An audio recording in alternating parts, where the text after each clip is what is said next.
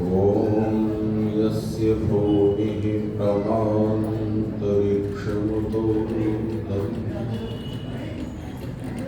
दिवं यश्चक्रे मूर्धाम् तस्मै ज्येष्ठाय नमः। ॐ यो भूतं च भव्यं च सर्वं यश्चादितिष्ठति स्वर्यस्य च केवलं तस्मै ज्येष्ठाय ब्रह्मणे नमः। यस्य कारुण्यलेशेन मूको वागीशायते आनन्दरूपमेवैकं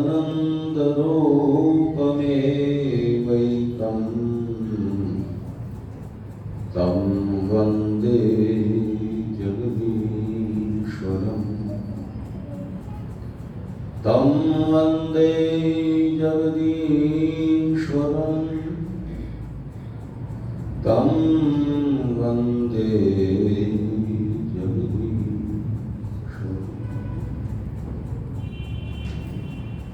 माननीय हर्ष चावला जी, माननीय स्वाति गुप्ता जी, आर्य समाज इंदिरा नगर के सभी पदाधिकारी महानुभाव और कर्मठ कार्यकर्ता वृंद,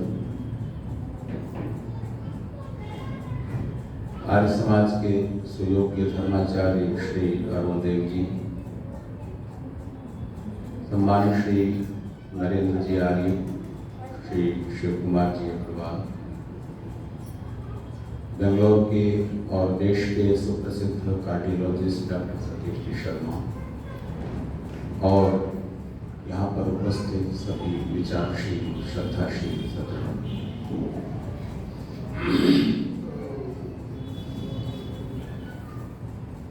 मनुष्य के जीवन में 5 बड़े सुख हैं। इंद्रियों से पाए जाने वाले सुखों से ज्यादा बड़े, श्रेष्ठ, अच्छे और ईश्वर के आनंद से छोटे। उन 5 बड़े सुखों में एक है स्वतंत्रता।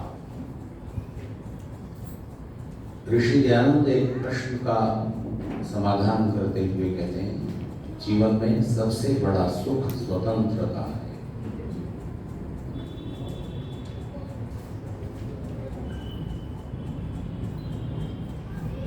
आजादी का आंदोलन चल रहा था, तब भाई परमानंद जो कि आर्य समाज के सुप्रसिद्ध क्रांतिकारी व्यक्तित्व थे, जिनकी प्रसिद्धि एक विद्वान और क्रांतिकारी व्यक्ति के रूप में है, तो आजादी के आंदोलन में उनकी बहुत बड़ी भूमिका रही। कुछ लोग उनका नाम जानते होंगे, क्योंकि समय बीतता गया और हम स्वतंत्रता के लिए संघर्ष करने वाले, जिन्होंने पूरा जीवन समर्पित कर दिया, ऐसे लोगों को भूल गए या भुला दिया गया और कुछ ही नाम चर्चा के केंद्र में रह गए। तो भाई परमानंद ने जवाहरलाल नेहरू से पूछा था कि आप स्वतंत्रता को किस तरह डिफाइन करते हैं, आपके विचार में स्वतंत्रता का अर्थ क्या है। तो नेहरू जी ने कुछ व्यंग सा करते हुए कहा था कि आजादी के आंदोलन में इतना समय लगा देने के बाद अब आप स्वतंत्रता का अर्थ अभिप्राय पूछ रहे हैं। परमानंद जी इस बात से विचलित नहीं हुए और उन्होंने कहा कि नहीं, बताइए तो आप स्वतंत्रता को कैसे परिभाषित करते हैं। तो उन्होंने सीधे से इंग्लिश के एक शब्द में परिभाषित कर दिया, सेल्फ डिपेंडेंस। इस दुनिया में कोई भी व्यक्ति और कोई भी समुदाय कोई भी देश पूरी तरह से सेल्फ डिपेंडेंट नहीं है।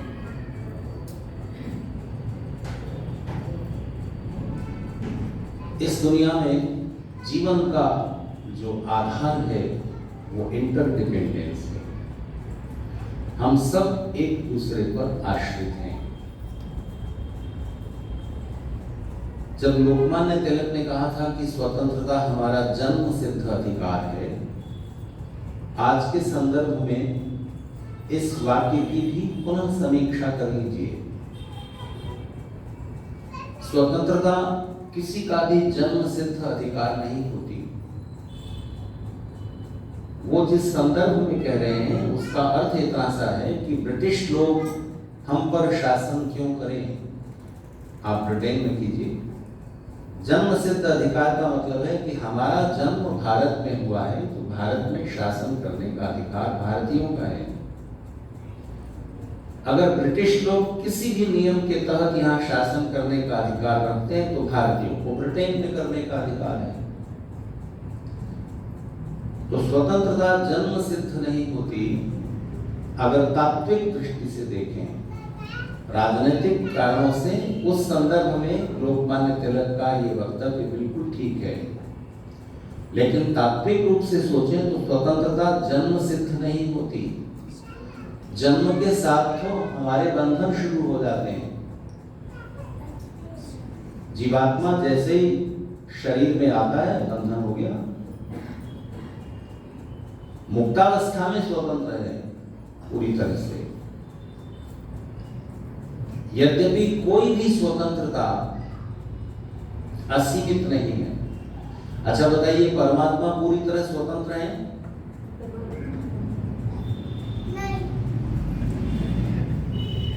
बच्चे की बात को छोड़ दीजिए, लेकिन कई लोगों ने अस्वीकृति में सिर हिलाया। केवल आर्य समाज में कभी कभी भी आने वाला व्यक्ति ही तार्किक आधार पर यह प्रश्न उठा सकता है और इस पर सोच सकता है। अच्छा बताइए, स्वतंत्र है परमात्मा की नहीं? नहीं तो क्यों? ऐसा आप कैसे कहते हैं? परमात्मा सर्वशक्तिमान है, परमात्मा अनंत है, परमात्मा असीम है। उसकी स्वतंत्रता को आप सीमित कैसे कर सकते हैं? परमात्मा हमको आपको सुख दुख देने में स्वतंत्र है। अगर अपनी मर्जी से वो किसी को स्वस्थ शरीर में जन्म दे देता है, किसी को बीमार शरीर में, किसी को ज्यादा शार्प ब्रेन दे देता है, किसी को कमजोर दिमाग दे देता है, किसी को दुखद परिस्थिति में जन्म दे देता है, किसी को सुखद परिस्थिति में। अगर परमात्मा इस बारे में स्वतंत्र है तो इसका दूसरा मतलब है कि परमात्मा अन्यायी है, न्यायकारी नहीं है। तो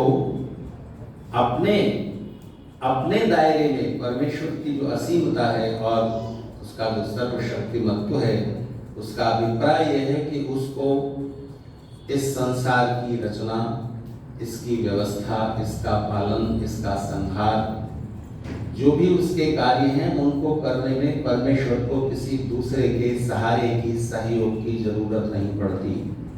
वो सर्वशक्तिमान है। सर्वशक्तिमान का अर्थ ये नहीं कुछ भी वो उल्टा पुल्टा कर सकता है। तो स्वतंत्रता का भी ये अर्थ नहीं है कि कुछ भी करने में। तो हमें स्वतंत्रता मिली है, इसका क्या मतलब होता है कि हम बेंगलोर की किसी सड़क पर बीच में बिस्तर बिछाकर बैठ जाएं? ये फ्रीडम हमको आपको है, किसी को भी होनी चाहिए।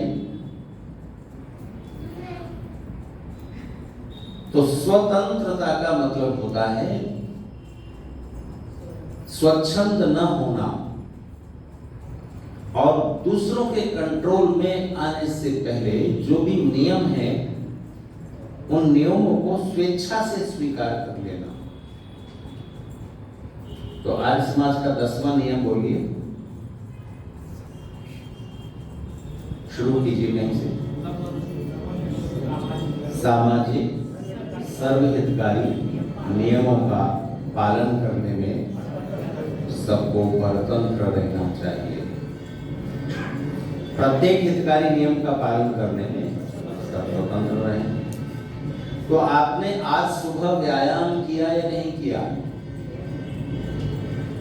इस बारे में पूछने का हक मुझको है। आप सुबह नहाए कि नहीं नहाए? आपने आज सुबह दलिया खाया है, खिचड़ी है, आलू के पराठे है, ब्रेड, आपकी स्वतंत्रता है, कुछ भी खाइए।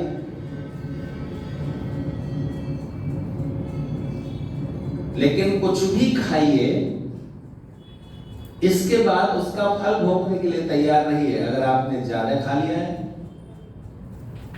शरीर को नुकसान पहुंचाने वाला खा लिया है, तो उसके परिणाम फिर भोगने पड़ेंगे।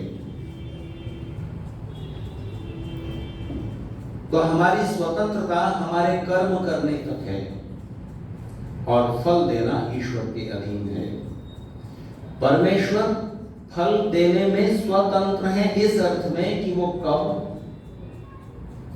किस रूप में, किस निमित्त से, किस परिस्थिति से, किस जीवात्मा को क्या फल देंगे, ये जानना और उस कर्म का फल देना ईश्वर की स्वतंत्रता है।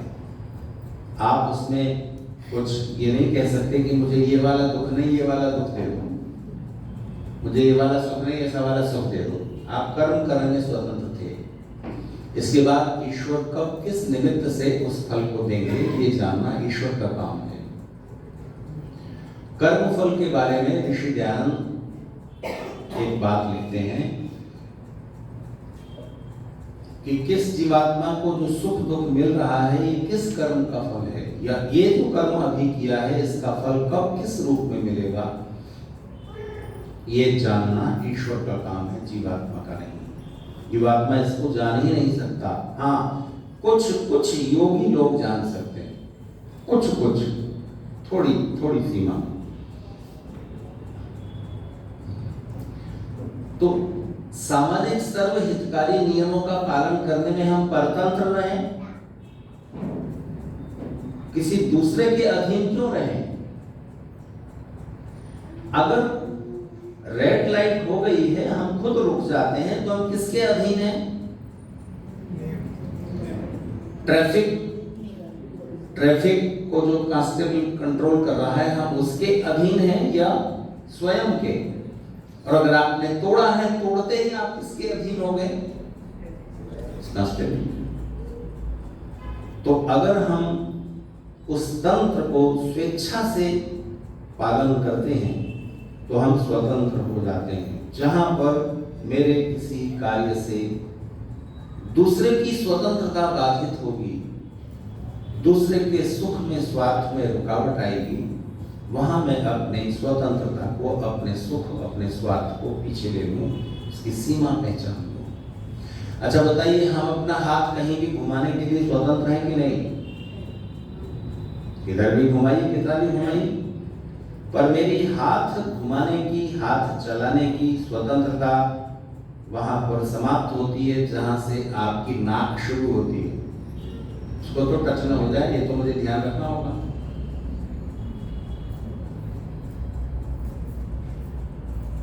एक ही परिस्थिति स्वतंत्रता से जुड़ती है, सुख बन जाती है, पराधीनता से जुड़ती है, दुख बन जाती है। अगर आपने अपनी जेब से स्वेच्छा से 5,000 रुपए निकालकर आयुष्मान इंदिरा नगर को दिए, सुख उपजा कि दुख? सुख। और किसी ने जेब से चुरा लिए, छीन लिए, कभी दुख है।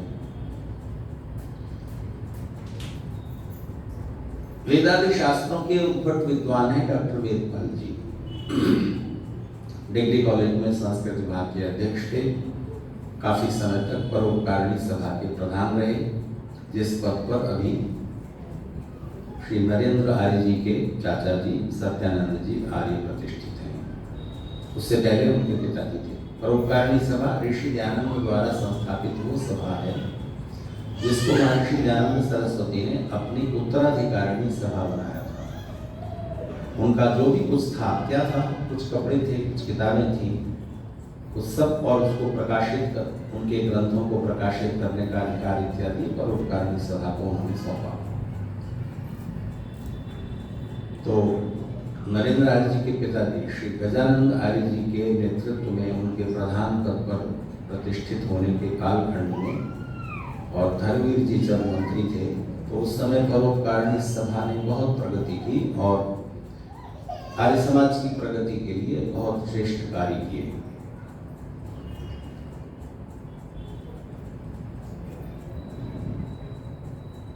तो वेदपाल जी जब डिग्री कॉलेज में संस्कृत विभाग के अध्यक्ष थे तो उनको कॉपी एमए की, संस्कृत एमए की या बीए की कॉपी जांचने के लिए आगरा विश्वविद्यालय में बुलाया गया, या किसी विश्वविद्यालय में, मुझे जहाँ तक याद है आगरा यूनिवर्सिटी में, क्योंकि उत्तर प्रदेश में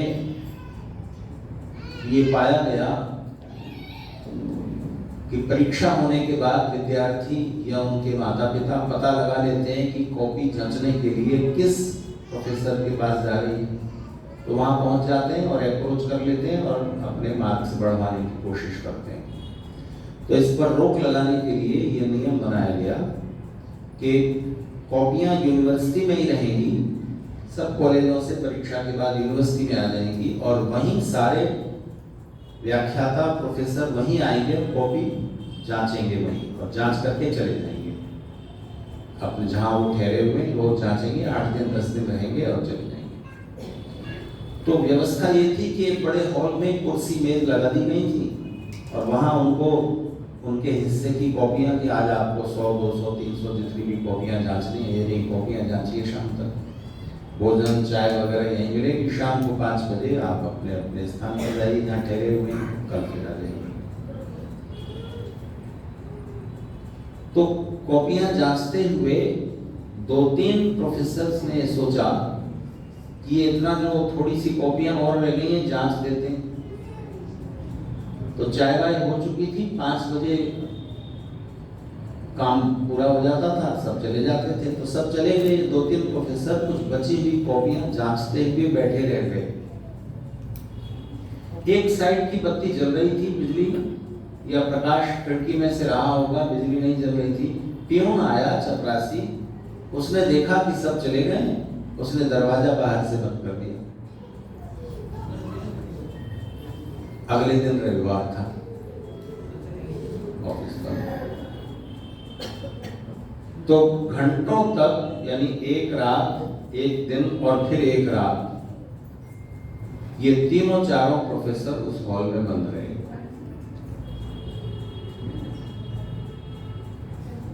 तो वो बाहर से बंद कर गया, ये दुख है। और जब आप सोने लगते हैं, अपना कमरा अंदर से चटकनी लगा लेते हैं, दरवाजा तो फिर भी बंद है, लेकिन ये आप जब चाहें खोल सकते हैं, तो यहाँ स्वेच्छा है। अब ये जो परतंत्रता हो गई इन 3-4 प्रोफेसर्स की, दरवाजा बाहर से बंद है, अब क्या करें? बहुत आवाजें दी, लेकिन आवाज नहीं पहुंची, नहीं, बड़ी मुश्किल। अब बताइए, कल्पना कीजिए आप हो उस हॉल में बंद 36 घंटे के लिए, तो आप क्या करेंगे?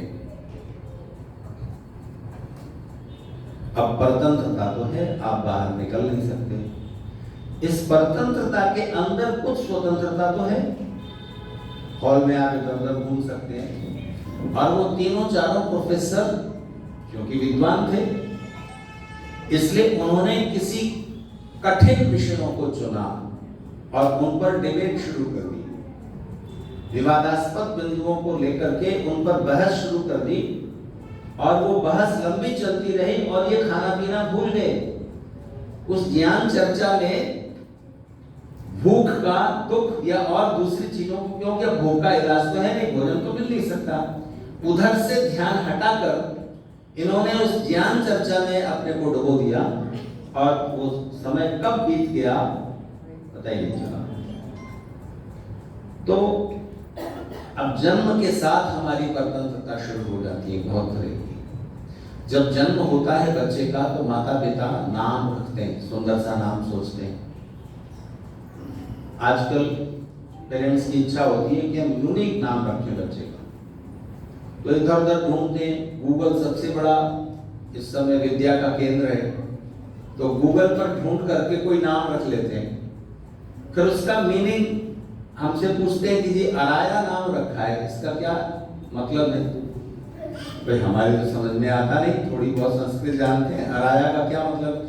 गूगल पर लिखा हुआ है सूरज की किरण, तो मैंने कहा वहीं से पता लगाइए, हम इस बारे में कुछ नहीं कर सकते, क्योंकि आखिर वहां भी तो किसी इंसान ने ही वो फीड किया है ना, वो नॉलेज किसी इंसान ने वहां फीड की है, और फीड करने वाला कितनी नॉलेज रखता है, इसलिए उस जानकारी को हम पूरी तरह प्रामाणिक नहीं मान लेना चाहिए।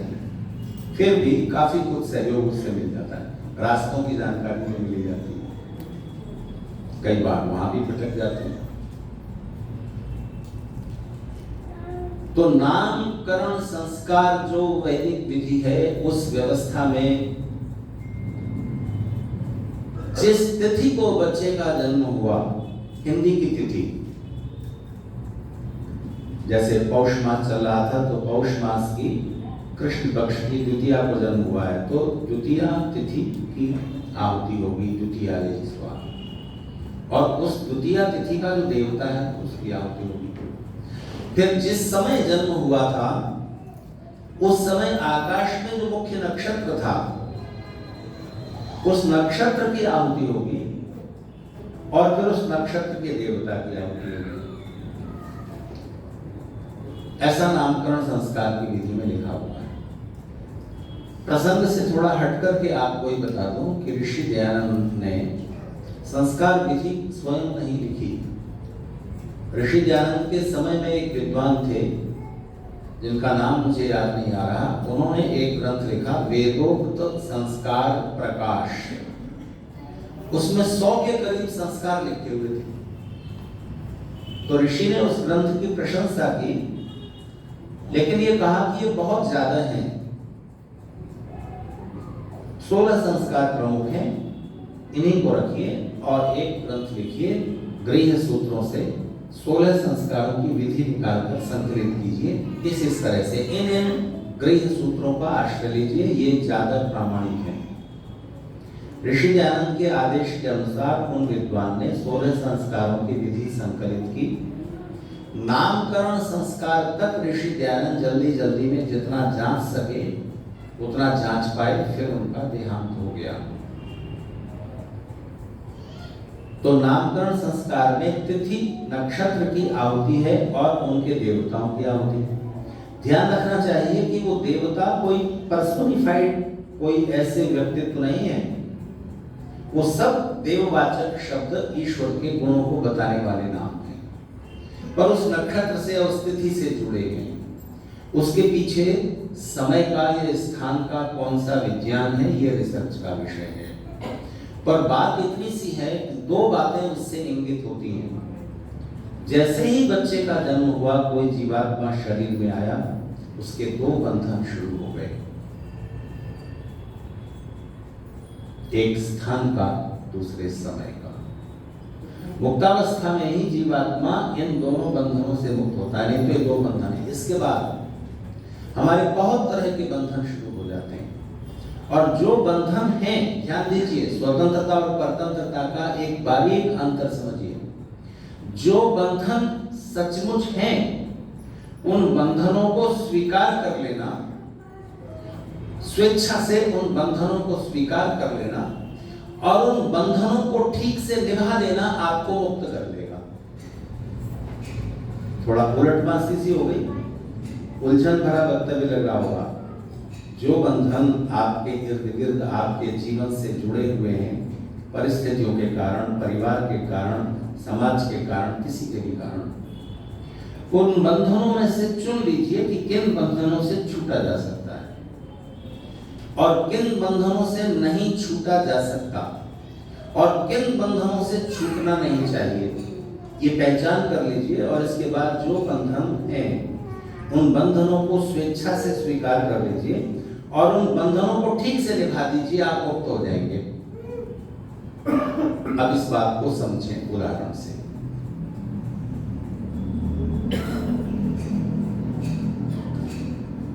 एक वीणा, सितार, गिटार, वायलिन, ये तार वाद्य कहलाते हैं, यानी इनमें तार होता है, तांबे का या लोहे का तार रहता है। वो तार अगर बंधे नहीं तो गूंज को मुक्त नहीं करेगा। वो तार अगर ज्यादा कस गया तो भी आवाज नहीं निकलेगी, और ढीला रह गया तो भी आवाज नहीं निकलेगी। तो ये पहचानना कि किस बंधन को कितना कसा जाए, ये पहचान हो गई तो उसमें से संगीत का स्वर निकलेगा। मुक्त करता है प्यार का बंधन, गूंज को ज्यों सितार का बंधन। तो आप कार में चले परिवार के साथ, बेंगलोर के आसपास कोई पिकनिक स्पॉट होगा, 100 किलोमीटर की दूरी पर, 200 किलोमीटर, तो आप 3-4 दिन के लिए निकले हैं, परिवार साथ में है, सबका सामान है। तो अब सामान डिक्की में नहीं आया पूरा, तो कार के ऊपर जो कैरियर है उसमें रख दिया।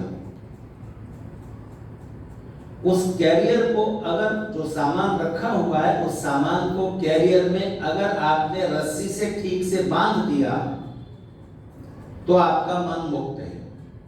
और अगर ठीक से नहीं बांधा है तो कार इधर मुड़ रही है, इधर मुड़ रही है, इधर इधर झूल रही है, और आपका मन जब तक यात्रा पूरी नहीं होगी सामान के साथ बंधा रहेगा, गिर न जाए। आपका मन बंधन में है, और जैसे उस बंधन को ठीक से कस दिया वैसे ही बात पूरी हो गई। तो जो बंधन ठीक से बांधने चाहिए उनको न बांधते हुए आप ढीला छोड़ देंगे तो वो बंधन मुसीबत बन जाएंगे। ठीक से बांध दीजिए, बात पूरी हो गई। तो विवाह का बंधन, शादी का बंधन आपको बंधन लगता है या सरस लगता है?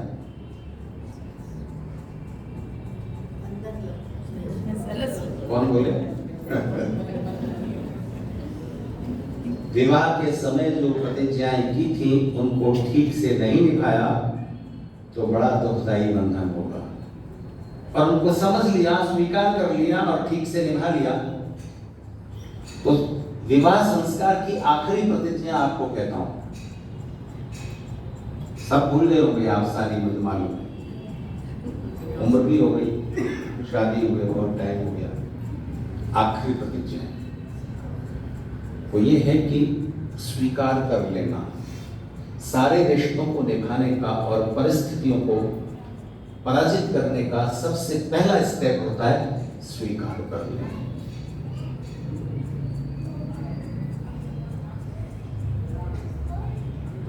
तो वो आखिरी प्रतिज्ञा कहती है, किन्हीं भी पति पत्नी में प्रेम की शुरुआत किस वजह से होती है? एक दूसरे में जो बातें अच्छी लगी, पसंद आई, उनकी वजह से प्रेम शुरू होता है। पर प्रेम हमेशा बना रहे, परमानेंट हो जाए, इसके लिए क्या करना है? इसके लिए ये संकल्प चाहिए कि आगे चलकर एक दूसरे में जो बातें अच्छी नहीं लगेंगी, पसंद नहीं आएंगी, सुंदर नहीं दिखेंगी, उन सारी कमियों कमजोरियों के साथ, असुंदरताओं के साथ, विद ऑल अगलीनेसेस, आप एक दूसरे को स्वीकार करें। अगर ये स्वीकृति भाव नहीं है और आपने इस प्रतिज्ञा से अपने को बांधा नहीं, तो आपका मन भटकता रहेगा। किसी मनोवैज्ञानिक ने लिखा कि आप किसी रेस्टोरेंट में जाते हैं और उस रेस्टोरेंट में जाकर मेन्यू कार्ड सामने आया, वेटर ने सामने रख दिया कि उसके रेस्टोरेंट में ये खाने की चीजें उपलब्ध हैं। आपने उसमें से चुना और ऑर्डर दे दिया।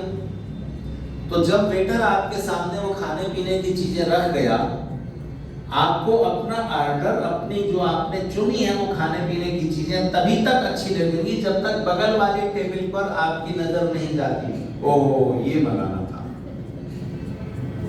अरे तो अब ये कौन खाएगा? तो आपने चुन लिया तो चुन लिया।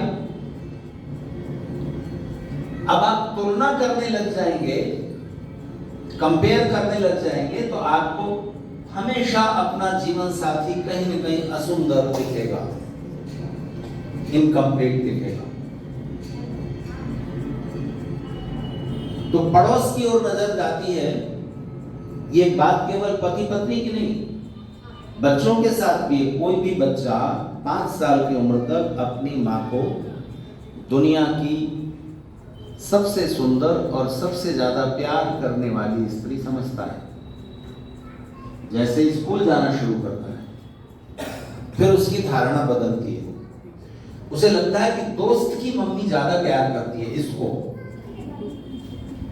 ये अपने बच्चे को भी, क्योंकि वो तो जब जाता है चॉकलेट ही देती है, कभी डांटती नहीं, और ये वाली मम्मी तो डांटती है, होमवर्क करने बिठा देती है।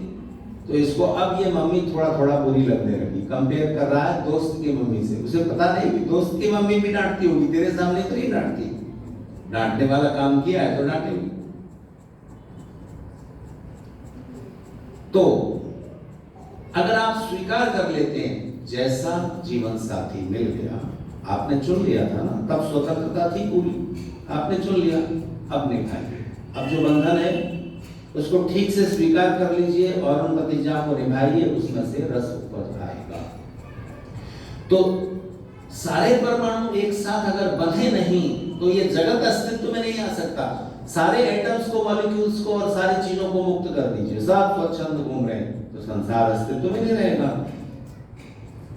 तो जहां जो बंधन है उसको निभाएं। तो दुनिया के 2 बंधन हैं जो मधुर हैं, और उन 2 बंधनों को स्वीकार कर लेना चाहिए और निभाना चाहिए पूरी तरह से। एक प्रेम का बंधन, दूसरा आप बोलिए कर्तव्य का बंधन, ड्यूटी। तो कर्तव्य से हम बंध जाते हैं कि नहीं?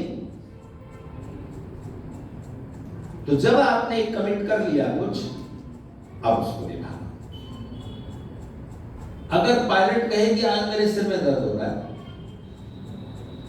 तो वहां कोई दूसरा अल्टरनेटिव है जो कि उसकी जगह प्लेन उड़ा के ले जाएगा। लेकिन अगर हर रोज वो ही करने लगे तो फिर नौकरी छोड़ो।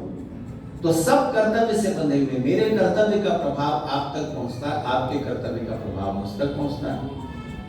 तो किसी को भी सड़क के बीचों बीच बिस्तर लगाने का, बिस्तर लगाकर सो जाने का अधिकार नहीं है। तो परमेश्वर की ओर से कुछ बंधन है, शासन व्यवस्था की ओर से कुछ बंधन है, कुछ बंधन समाज व्यवस्था की ओर से हैं, कुछ परिवार के, कुछ हमारे स्वयं के। तो उन सब बंधनों को आप जब उसमें स्वेच्छा जोड़ देते हैं, स्वच्छंदता नहीं, तब उन बंधनों का परिणाम शुभ होता है। तो पहला स्वीकृति भाव, दूसरा उन बंधनों के साथ जो भी चीज जुड़ी हुई है उसको पूरा कर दीजिए और वो फिर धीरे धीरे शिथिल होंगे। तो पहला स्टेप होता है स्वीकृति। तो यहां मैं आपको एक और प्रतिज्ञा का स्मरण दिलाऊंगा। शायद मैंने आपसे 2-3 साल पहले, 2 साल तो कोरोना में बीत गए, मुझे आए हुए 4-5 साल हो गए होंगे, तो जो कुछ पहले बोला था वो सब आप भूल गए होंगे। ये मेरे लिए अच्छी बात है। शायद मैंने बात कही भी हो, फिर सुन लीजिए, क्योंकि कोई बात बार बार सुनकर, बार बार पढ़कर तब बद्धमूल होती है। बद्धमूल मतलब उसका मूल, उसकी जड़ बंध जाती है, मजबूत हो जाती है, और फिर वो याद रहती है। याद रहती है, सबकॉन्शियस का हिस्सा बनती है। फिर इम्प्लीमेंटेशन, आचरण में उतरने का, व्यवहार में उतरने का नंबर आता है। तो विवाह संस्कार शुरू हुआ तो पत्नी राइट साइड में बैठी थी पति के, परिक्रमाएं पूरी हो गई, सप्तपदी की विधि हो गई। अब पत्नी पति के बाईं ओर आ गई और पति को कहा गया अपना सीधा हाथ पत्नी के हृदय के सामने करो और एक प्रतिज्ञा हो। तो पति पत्नी के हृदय के सामने हाथ करके ही कहता है, मैं अपने मन को तुम्हारे मन के अनुकूल रखूंगा। मम व्रते ते हृदयं दधामि, मम चित्तम अनुचित्तम ते अस्तु, मम वाचन एक मना दुषस्व, प्रजापतिस्त्वारि उन्नतु मह्यम्। मैं अपने मन को तुम्हारे मन के अनुकूल रखूंगा। प्रतिज्ञा ध्यान से सुनिएगा, क्योंकि फिर मैं प्रश्न करूंगा, आपसे पूछूंगा।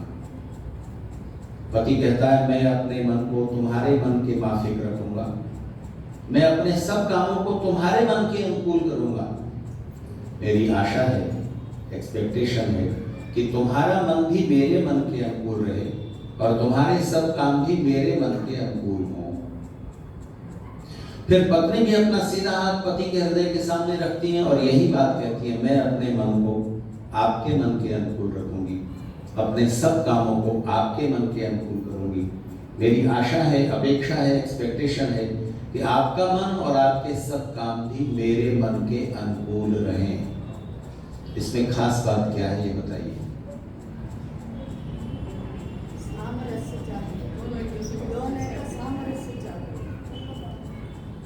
ये ज्यादा बड़ी गहरी बात हो गई।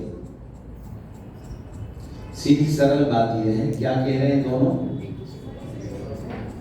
मैं अपने मन को तुम्हारे मन के अनुकूल रखूंगा, ये भी कह रही मैं अपने मन को आपके मन के अनुकूल रखूंगी। होता क्या है, दुनिया में ज्यादातर लोग दूसरों को अपने मन के अनुकूल बनाने की कोशिश पहले शुरू कर देते हैं और फेल हो जाते हैं।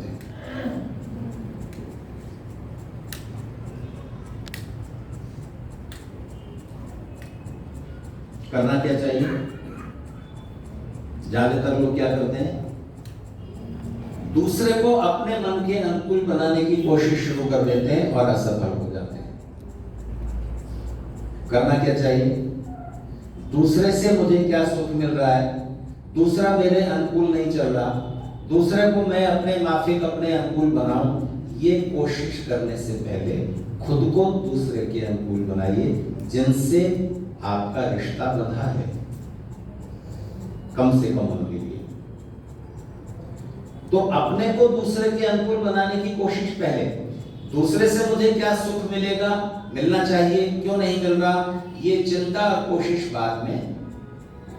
पहले मैं दूसरे को क्या सुख दे सकता हूं, ये चिंता और कोशिश पहले। और दोनों जब दूसरे को सुख पहुंचाने की कोशिश, अपने को दूसरे के अनुकूल बनाने की कोशिश पहले शुरू कर देंगे तो दूसरे को अपने अनुकूल बनाने की कोशिश, एक्सपेक्टेशन जरूरत ही नहीं रहेगी। अच्छा, कठिन विपरीत दुखद परिस्थिति आ गई, क्या करें? परिस्थितियों के अनुकूल ढल जाएं या परिस्थितियों को अपने अनुकूल बनाएं? तो किसी विचारक ने बड़ी अच्छी बात कही है, दुनिया में सुखी कौन है? सुखी वो है जिसको सारी परिस्थितियां अपने अनुकूल मिली हैं। ऐसा कोई है? सारी परिस्थितियां अपने अनुकूल मिली हो, ऐसा तो कोई नहीं कह सकता। तो सुखी कौन है? तो फिर वो कहते हैं कि सुखी वो है जो अपने को परिस्थितियों के अनुकूल बनाना जानता है। ठीक है ना? तो लड़की शादी करके ससुराल में चली गई। अब ससुराल की परिस्थितियां तो वैसी नहीं है जैसी उसके घर में मायके में थी। हर महिला को ये स्थिति फेस करनी पड़ती है। ससुराल में परिस्थितियां अगर विपरीत नहीं भी हैं तब भी भिन्न तो है ना, अलग तो है ना। अलग लोग हैं, अलग टाइप का खान पान है, कुछ तो फर्क तो है। तो क्या करना चाहिए? उसको अपने सास ससुर पति जेठ देवर सबको अपने अनुकूल बनाने की कोशिश शुरू कर देनी चाहिए। क्या करना चाहिए? अपने को स्कूल बनाने की, उनके अनुकूल बनाने की कोशिश करें। मान लीजिए उस परिवार में कुछ गलत हो रहा है, गलत होता है, गलत होता आ रहा है, तो वो क्या करे?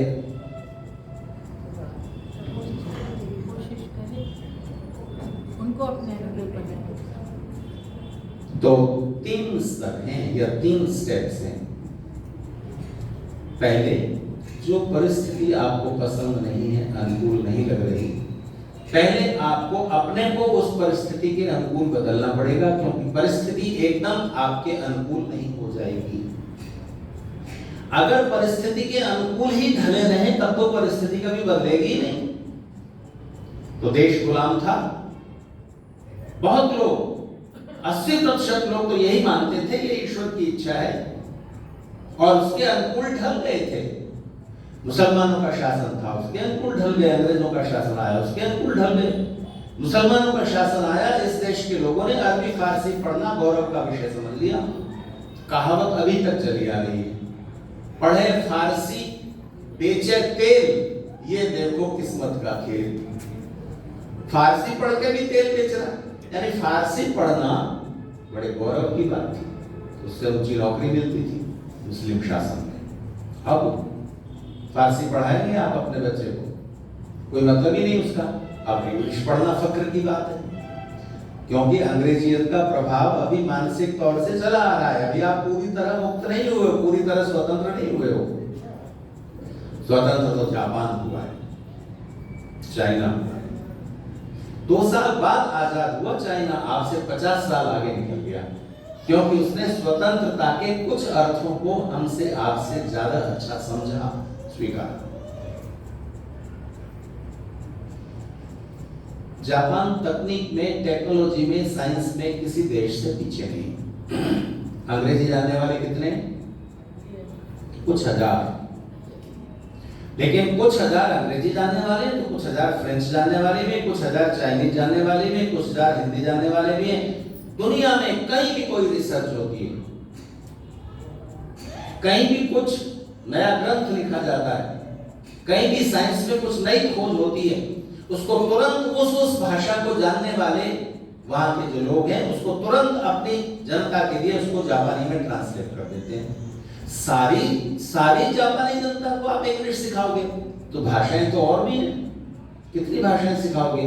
तो उम्र भाषा सीखने में बीत जाएगी, नॉलेज कब लोगे? भाषा की नॉलेज डिफरेंट बात है, और उस भाषा के माध्यम से जो नॉलेज ली जाएगी वो अलग बात है। मेडिकल साइंस हिंदी में भी समझी जा सकती है, इंजीनियरिंग हिंदी में भी पढ़ी जा सकती है। अगर आप कहो कि हिंदी में उस टर्मिनोलॉजी के शब्द नहीं है, अरे तो तुम उतने शब्दों को वैसा का वैसा ले लो। और संस्कृत तो ऐसी भाषा है जो भारत की कई सारे विश्व की भाषाओं में संस्कृत के 30% से 60% तक शब्द या तो वैसे के वैसे या बिगड़े हुए रूप में मिल जाते हैं। आप उसका सहारा लेकर के वो शब्द बना सकते हैं। मुझे बताइए, किसी भी भाषा का शब्द मुझे बताइए, उसका मीनिंग समझाइए, मैं आपको उसका संस्कृत में शब्द, अगर वो यंत्र नया बना है तो नया शब्द बन जाएगा। संस्कृत की 2000 जो कुछ हजार रूट्स हैं और प्रत्यय हैं, उनसे मिलाकर आप दुनिया की किसी भी अर्थ को प्रकट कर सकते हैं। तो ऐसी कोई मुश्किल बात नहीं है जैसा हमने समझा हुआ है। तो परिस्थिति को अगर वैसा का वैसा ही स्वीकार कर लिया होता तो ये देश तो गुलाम ही रहता। तो शासक अत्याचारी हो, अन्याय हो, अव्यवस्था हो, दुर्व्यवस्था हो, हम उसको यूज टू हो जाएं, उसके आदी हो जाएं और उसको अपना लें, स्वीकार कर लें, तो परिस्थितियां कभी नहीं बदलेंगी, देश कभी स्वतंत्र नहीं होगा। इसके पहला कदम होता है कुछ समय के लिए कि आप उस परिस्थिति के साथ अपने को निभा लें, एडजस्ट कर लें और परिस्थिति के अनुकूल ढल जाएं। दूसरा स्टेप, फिर धीरे धीरे उस परिस्थिति को बदलने के लिए बल जुटाएं, शक्ति जुटाएं, साधन जुटाएं और उस परिस्थिति को बदलना शुरू करें। हर परिस्थिति को बदलने के उपाय अलग अलग होंगे, वो उपाय ढूंढने पड़ेंगे, सोचने पड़ेंगे, समझने पड़ेंगे, परिस्थिति बदलेगी। तीसरा स्टेप क्या है? यहां मैं आपको रविन्द्रनाथ टैगोर की कविता सुनाऊं। टैगोर ने प्रार्थना के रूप में वो कविता कही है। ईश्वर से प्रार्थना करते हुए टैगोर कहते हैं, हे प्रभु मुझे शक्ति दो कि जिस परिस्थिति को बदला जा सकता है मैं उस परिस्थिति को बदल सकूं। और हे प्रभु मुझे शक्ति दो कि जिस परिस्थिति को नहीं बदला जा सकता मैं उस परिस्थिति को सहन कर सकूं। और हे प्रभु मुझे बुद्धि दो कि मैं ये पहचान सकूं कि किस परिस्थिति को बदला जा सकता है और किस परिस्थिति को नहीं बदला जा सकता। तो परिस्थिति को पहले कदम पर आप स्वीकार करें, उसके अनुकूल अपने को कर लें और उसके बाद फिर उस परिस्थिति को बदलना शुरू करें। और जब ये निर्णय हो जाए कि नहीं बदल सकते तब फिर उसे फिर वापस स्वीकार कर लें। अभी नहीं बदल सकते, थोड़े समय बाद देखेंगे, या पता लग गया कि बदली ही नहीं जा सकती, आप अपने पीछे 2 हाथ कर सकते हैं? अभी तो जैसा शरीर मिला है मिला है। आपकी स्वतंत्रता बहुत सारी शर्तों के साथ है और बहुत सारे दायरों के साथ है। एक कथा आपको सुनाता हूं।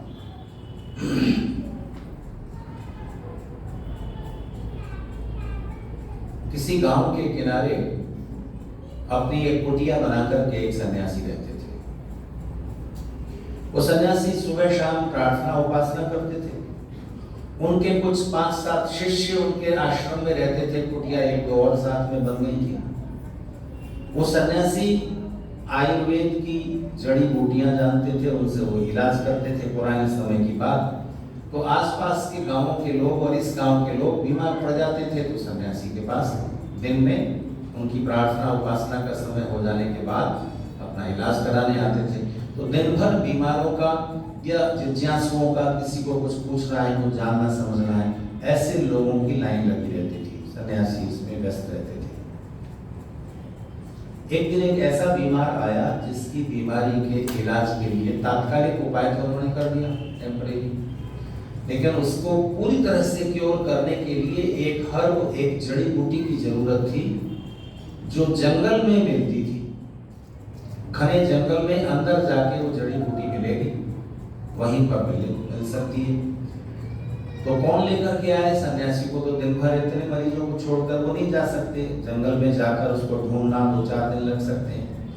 तो उन्होंने अपने एक शिष्य को चुना और उसको कहा कि जाओ जंगल में ये वाली बूटी एक बार तुमने देखी भी है, ये वाली जड़ी जंगल में ऐसे ऐसे एरिया में मिलेगी जहाँ पानी होगा, आसपास दलदल होगा, उसके किनारे उपस्थित है। जंगल से जाकर के ले आओ, ऐसे पत्ते, ऐसे फूल, ऐसा रंग तुमने देखी भी 1-2 बार। शिष्य ने कहा जी हाँ मुझे याद आ गया, मैं ले आता हूँ। गुरुजी बोले कि किसी और साथी को साथ ले जाओ, अकेले जंगल में डर लग सकता है।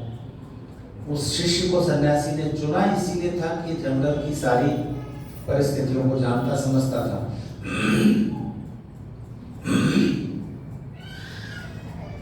तो इसने कहा गुरुजी किसी साथी की जरूरत नहीं, मैं अकेला चला जाऊं। इसने अपने साथ में कुछ हंसियार, कुल्हाड़ी ऐसी चीजें ले ली, कुछ पेड़ वेड़ काटना पड़े, कहीं से कुछ रास्ता बनाना पड़े, वो जड़ी बूटी उखाड़नी पड़े, कुछ 1-2 हथियार औजार लेकर के यात्रा पर निकल पड़ा।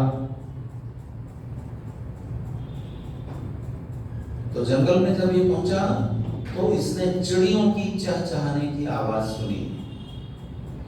आपको मालूम है कि कोई हिंसक जानवर, भेड़िया, चीता, शेर वगैरह आसपास होता है, इधर शाकाहारी जानवर घास फूस चल रहे हैं, तो चिड़िया आवाज करती है। देखो चिड़ियों का कोई स्वार्थ नहीं। किसी चिड़िया का शिकार कोई शेर चीता कर सकता है? कभी भी हो जाएगी। तो चिड़िया दूसरे जानवरों के जो शाकाहारी हैं उनको हमला करके वो शिकार ना कर ले, उनके हित के लिए वो अलग तरह की आवाज निकालती हैं। चिड़ियों को पहले पता लग जाता है कि शेर यहाँ आसपास है, वो आवाज निकालने लगती हैं तो सब शाकाहारी प्राणी सावधान हो जाते हैं। ये भी जानता था शिष्य जो जड़ी बूटी लेने निकला था, इसको भी पता था चिड़ियां ऐसी आवाज कर रही हैं, जरूर कोई खतरनाक जानवर आसपास है। तो ये झट से एक ऊंचे मजबूत पेड़ के ऊपर चढ़ गया। तब इसने देखा कि झाड़ियों में से एक शेर निकला। उसके मुंह में मांस का एक टुकड़ा था। उस मांस के गोश्त के टुकड़े को मुंह में दबाए हुए वो आया और जिस पेड़ पर ये चढ़ा था उसके पास में ही एक दूसरा पेड़ था। उसके नीचे सियार, एक गीदड़ बैठा हुआ था। गीदड़ समझते हैं आप? जयकाल एक जानवर होता है वो भी मांसाहारी है, पर बड़ा डरपोक होता है, मरे हुए प्राणियों का मांस ढूंढ लेता है, खा लेता है। तो उस जयकाल को, उस गीदड़ को देखा, उसके चारों पैर नहीं थे, ऐसे ही वो बैठा हुआ था। पेड़ पर जब वो चढ़ गया था तो उस गीदड़ पर उसकी नजर गई थी। उसने आवाज दी, ये आवाज सुन के ये हिलेगा डुलेगा, भाग जाएगा, और वो गीदड़ हिला नहीं। फिर पेड़ से कुछ छोटी सी टहनी तोड़ के उसकी तरफ फेंकी, तब भी वो नहीं हिला, तब वो समझ नहीं पाया। फिर जब शेर आया तब भी वो नहीं हिला, और शेर उसके नजदीक आया और उसने उसके सामने मांस का टुकड़ा कर दिया, चला गया। ये ऊपर से नीचे उतर के आया, इसने देखा कि इस गीदड़ के चारों पैर नहीं है, कैसे जिंदा है ये। देखो, ईश्वर ने यहाँ इस घनघोर जंगल में इस असहाय प्राणी के लिए, जिसके पैर नहीं है, जो शिकार तो छोड़ो, ढूंढ भी नहीं सकता इधर उधर जाके अपना भोजन, इसके लिए भी भोजन का इंतजाम कर दिया। तो उसका ईश्वर पर विश्वास गहरा हो गया। सबके भोजन की व्यवस्था ईश्वर करते हैं। शेर तो गोश्त का टुकड़ा रखकर चला गया, ये पेड़ से उतरा और उस गीदड़ के बराबर पालथी मार के बैठ गया। ईश्वर है, इस गीदड़ के लिए जब भोजन भेजा है तो मेरे लिए भी कहीं से भोजन आएगा। ये बैठा रहा दिन भर, इसके लिए भोजन नहीं आया। शेर आ गया फिर से शाम को, वो गीदड़ के लिए खाना लेके, उसकी आवाज चिड़ियों की सुनकर के ये फिर से पेड़ पर चढ़ गया। शेर चला गया, पेड़ पर किसी तरह रात गुजारी, सुबह फिर से गीदड़ के बगल में बैठ गया। दोपहर को फिर शेर आया, उसके लिए तो भोजन आया, गीदड़ के लिए, इसके लिए नहीं आया। 3 दिन हो गए। इधर गुरु जी को चिंता हुई, भेजा था उसको, क्या हो गया, 3 दिन हो गए, अभी तक जड़ी बूटी लेके नहीं आया। ये मरीज यहाँ ठहरा हुआ है, इसका इंतजाम करना पड़ रहा है, ठीक हो जाए। कहीं उसको भी तो शेर ने नहीं खा लिया। नहीं, ऐसा नहीं हो सकता, वो तो सारे तौर तरीके जानता है, ऐसे नहीं वो आसानी से किसी शेर की पकड़ में भी नहीं आ सकता। बहुत चतुर है, पहले भी जंगल में जाता आता रहा है। फिर भी ढूंढना तो चाहिए, क्या हुआ, कहाँ रह गया। तो गुरुजी अपने साथ 2-3 लोगों को लेके, मशाल लेके, कुछ हथियार लेकर के उस शिष्य की खोज में निकले।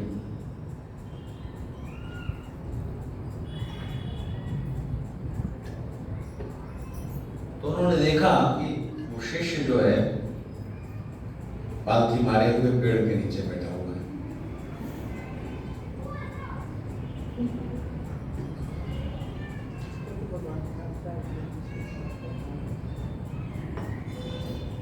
गुरुजी ने कहा, तेरे को ध्यान करने के लिए यही जगह मिली थी, आश्रम में भी एकांत है, यहाँ बैठा है पालथी मारे, क्यों नहीं आया? वो मरीज उधर मर जाएगा, तेरे को जिस काम के लिए भेजा क्या करने लगा यहाँ पे? तो उसका गुरुजी देखिए, ये प्राणी एक भी पैर नहीं है इसको।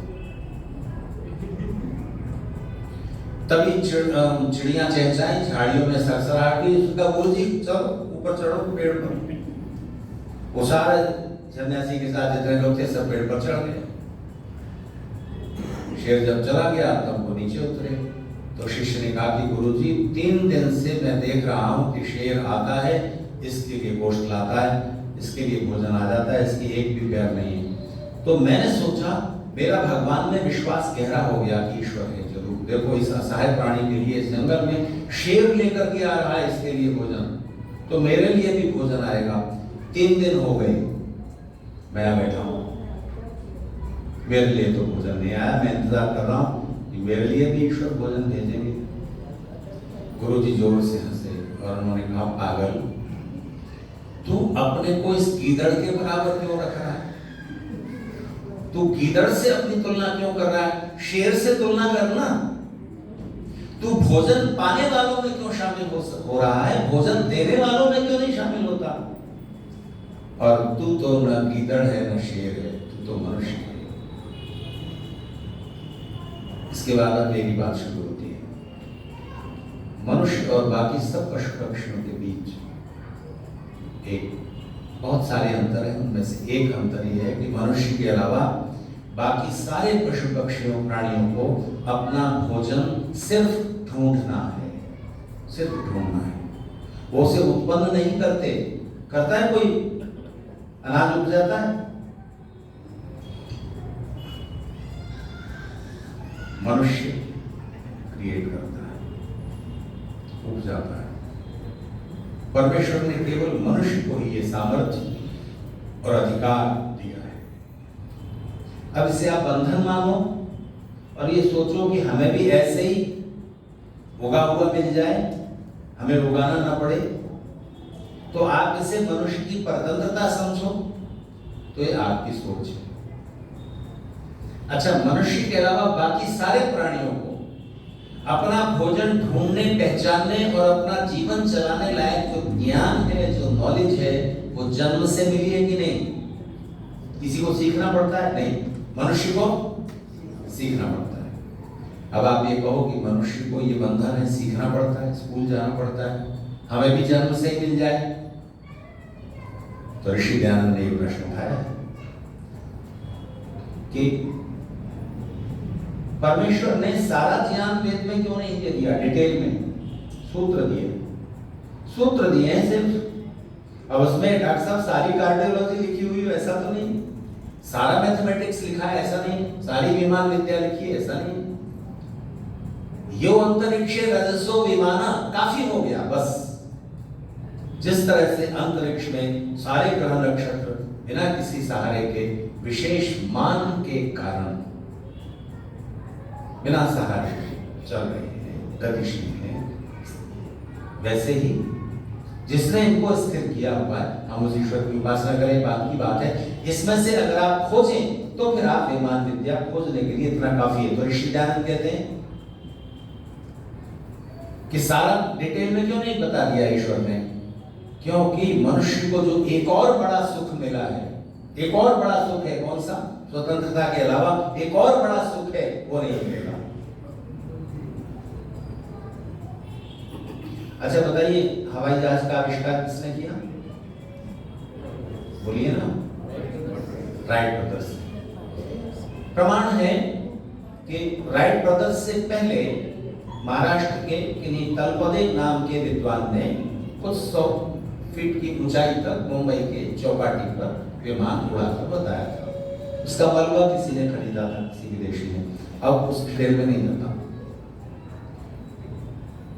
जिसने भी कोई आविष्कार किया, उस आविष्कार से दूसरों को सुख मिला, तो जिसने वो आविष्कार किया उसे क्या मिलता है? राइट नहीं, वो बात की बात है।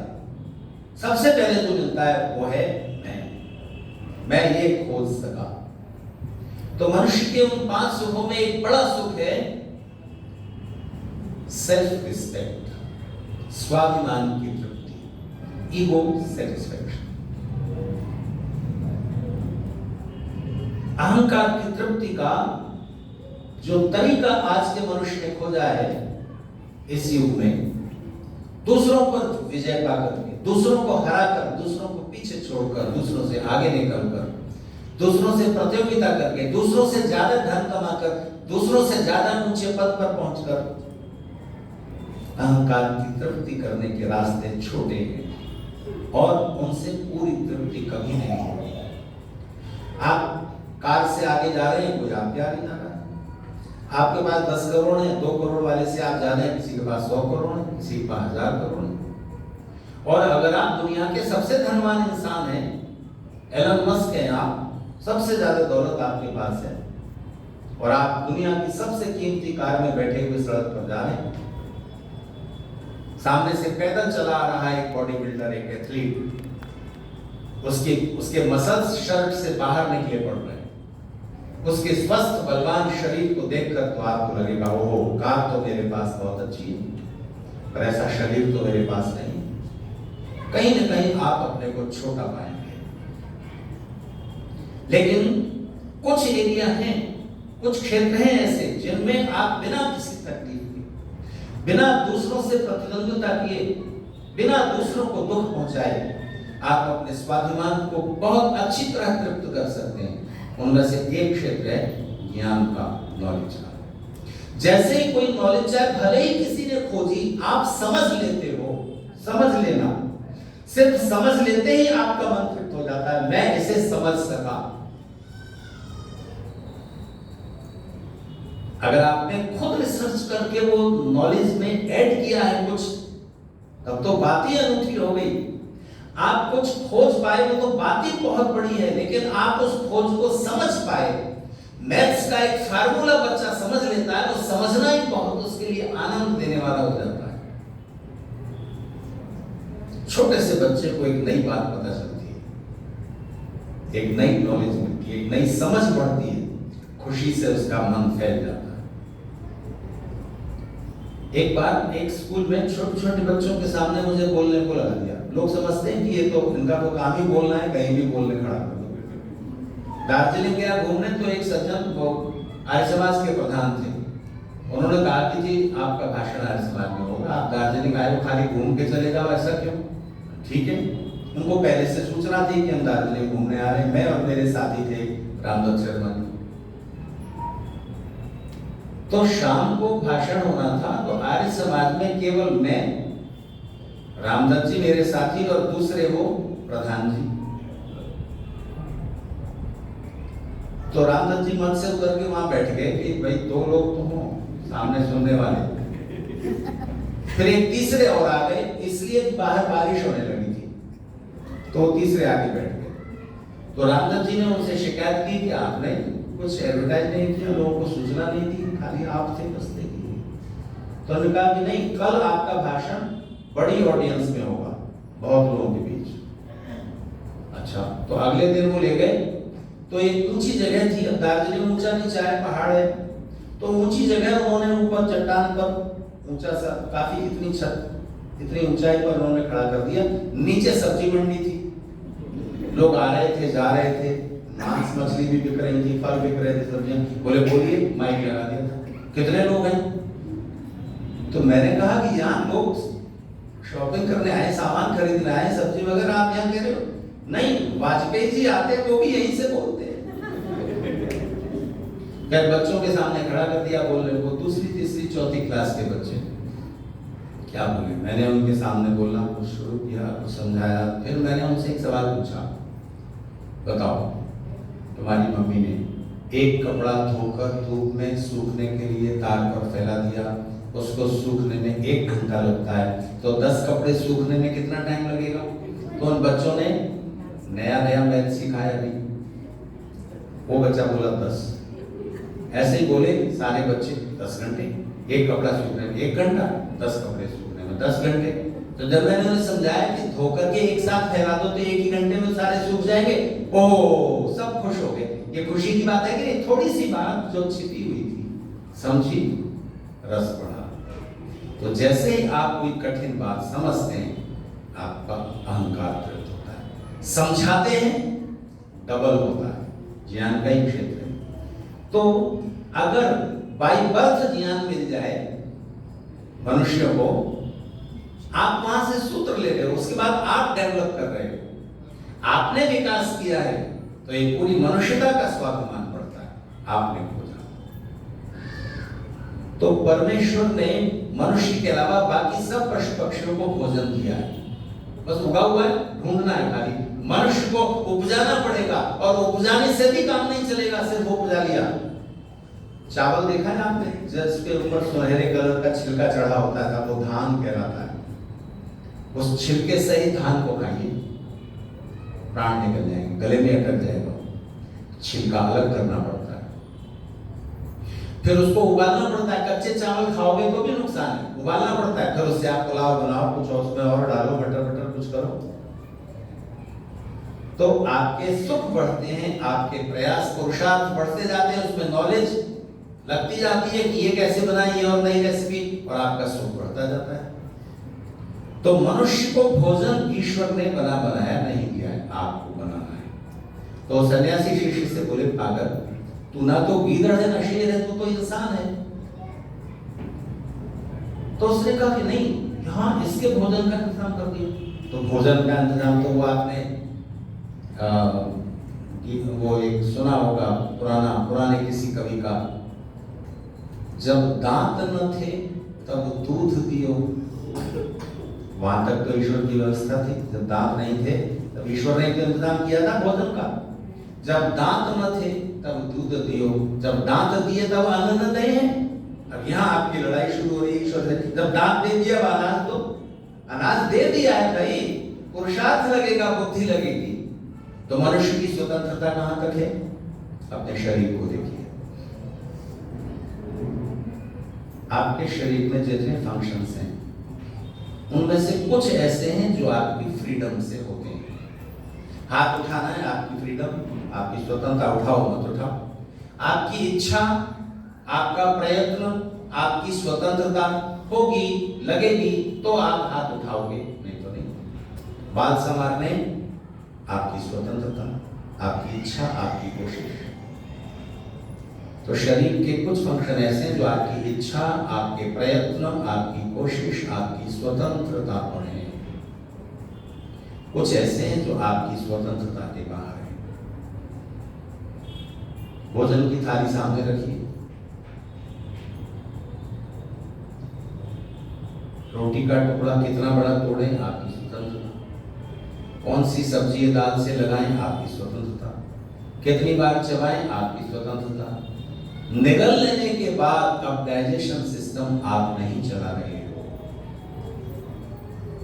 आप चाहो कि अब डाइजेशन सिस्टम रुक जाए, आते पचाना बंद कर दें थोड़ी देर के लिए, कुछ गलत चीज चली गई, नहीं होगा। आपके शरीर में घूमने वाले खून को आपकी किडनी 1 घंटे में 2 बार छान कर साफ कर देती हैं, आपको पता लगता है? तो बहुत सारे फंक्शंस ऐसे हैं जो आपकी फ्रीडम से बाहर हैं, आपके चलाने से नहीं चल रहे। कुछ ऐसे जो आपकी कॉन्शियस से चल रहे हैं, कॉन्शियसली चल रहे हैं, कुछ अनकॉन्शियसली चल रहे हैं। एक ही फंक्शन ऐसा है जो आपकी कॉन्शियस से भी चलता है, आपकी इच्छा से भी, स्वतंत्रता से भी, और आपकी इच्छा के बिना भी। कौन सा?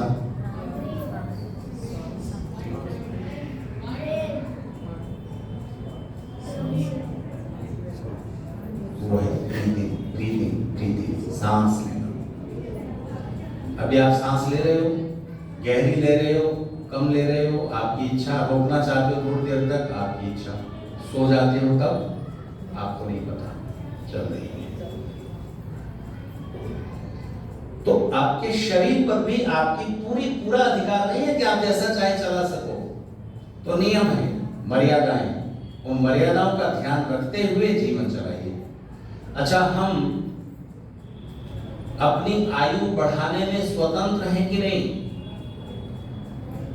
हमारी उम्र ईश्वर के हाथ में है, या हमारे ईश्वर ने पहले से फिक्स कर दिया इतने दिन रहना है बस इस शरीर में, या हम कुछ खान पान अच्छा लेके, व्यायाम करके, स्वास्थ्य के नियमों का पालन करके उम्र बढ़ा सकते हैं?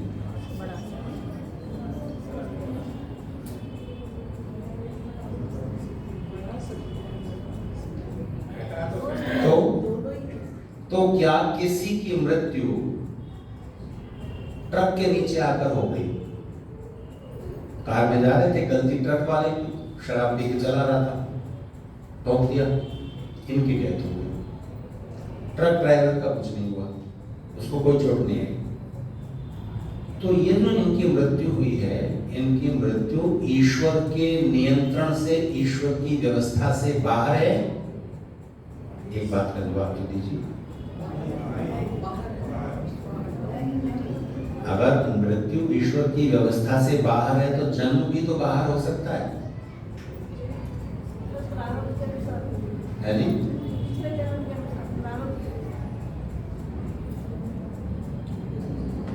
तो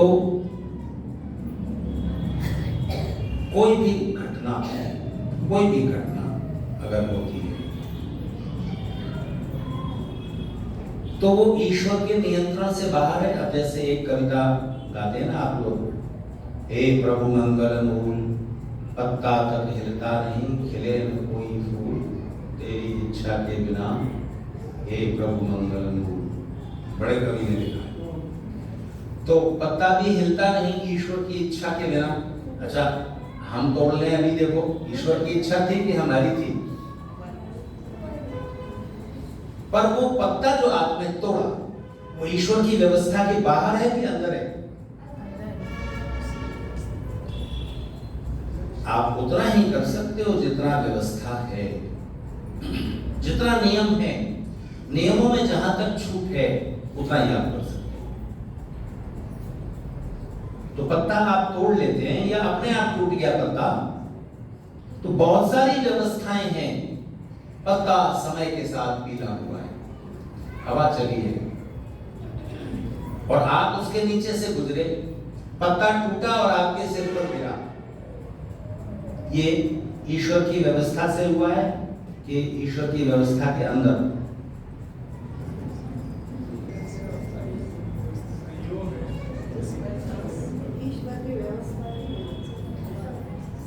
अच्छा, आप जा रहे थे और किसी मकान के नीचे से गुजरे और उसी समय छज्जा टूट करके गिरा, सिर पर डेथ हो गई। अब जो टूट कर गिरा, ये ईश्वर की व्यवस्था के बिना गिरा या ईश्वर की व्यवस्था के द्वारा? तो पत्ते का सिर से जुड़ना संयोग मात्र है, उसके परिणाम में न सुख है न दुख है। आप अपनी व्यवस्था से जा रहे थे, उधर अपनी व्यवस्थाएं हैं प्रकृति की, हवा चली, पत्ता पीला हुआ, जो ईश्वर के नियमों से चल रहा है सब कुछ, पत्ता टूटा आपके सिर पर गिर गया। लेकिन छज्जा गिरा, पंखा गिर गया सिर पर। तो ये सब आकस्मिक संयोग है या इसके पीछे भी कोई ईश्वर की व्यवस्था है? ध्यान रखिए, सारी फिलोसॉफी, सारी साइंस, सारा चिंतन, उस सब का जो केंद्रीय तत्व है वो सुख और दुख है। साइंस और टेक्नोलॉजी किस लिए है? मनुष्य के कष्ट कम हो सके। दुख तो कम नहीं कर सकती साइंस और टेक्नोलॉजी, कष्ट कम कर सकती है। चलने में कष्ट होता है, यहाँ से वहां तक कार में बैठ कर, कष्ट कम हुआ। दुख अलग बात है, दुख और कष्ट में भारी फर्क है। तो साइंस और टेक्नोलॉजी कष्ट कम कर देती है, बीमारी ठीक कर देती है, मेडिकल साइंस दर्द कम कर देती है। लेकिन सुख और दुख के लिए तो पूरी साइंस और टेक्नोलॉजी लगी हुई है ना, मनुष्य के सुख बढ़ाए जा सके, कष्ट कम किए जा सके, सारा प्रयास यही तो है। सारी फिलोसॉफी क्या विचार कर रही है? जीवन कैसे बना, जीवन के बाद क्या है, जीवन से पहले क्या था, ईश्वर है या नहीं, आत्मा है या नहीं, ये सारे सवाल अगर सुख दुख न हो तो सोचने की जरूरत ही नहीं होगी। असली सवाल यहां से ही शुरू होती है सारी फिलोसॉफी की, हमारे जीवन के सुख दुख का कारण क्या है? कारण ढूंढना पड़ेगा। और सुख दुख, ध्यान दीजिए, सुख और दुख अगर बिना किसी कारण के हैं, संयोगवश हैं, तो फिर सब कुछ संयोगवश है। फिर ना कोई फिलोसॉफी सोचने की जरूरत है और ना साइंस और टेक्नोलॉजी, संयोग से होता जाएगा सब। संयोग का अस्तित्व है, पर जब सुख और दुख हो रहे हो तब संयोग की भूमिका समाप्त हो जाती है।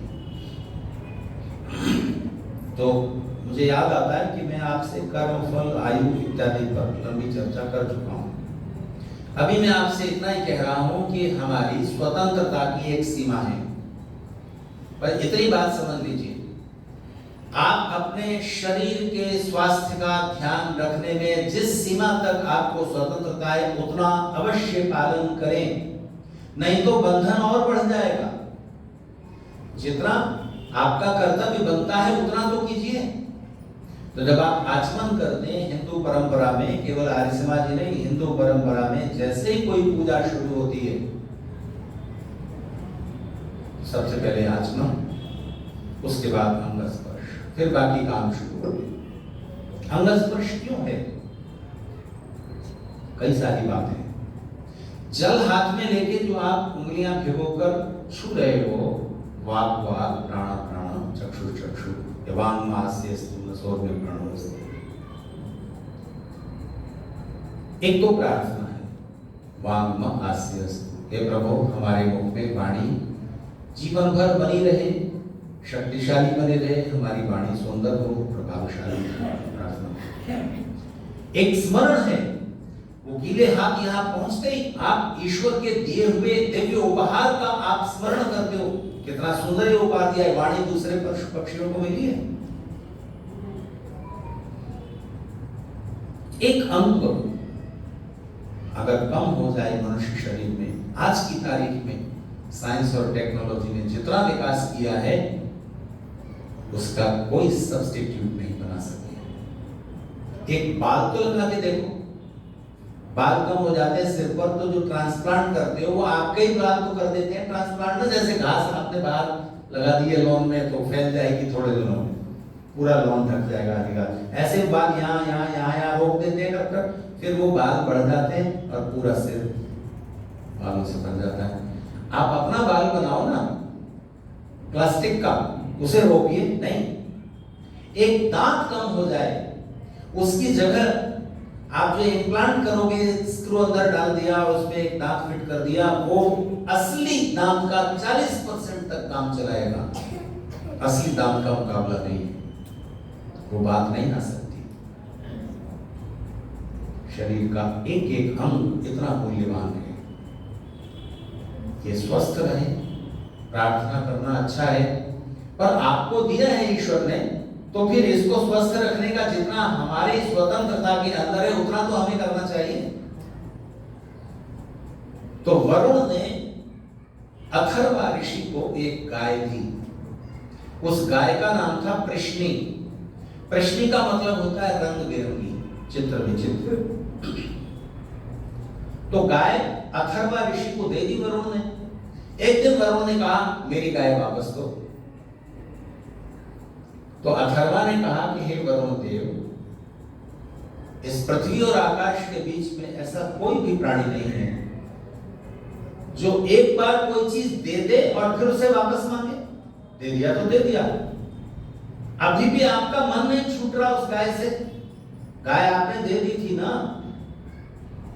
अब वापस किस तरह, आप किस मुंह से उस गाय को वापस मांग रहे हो?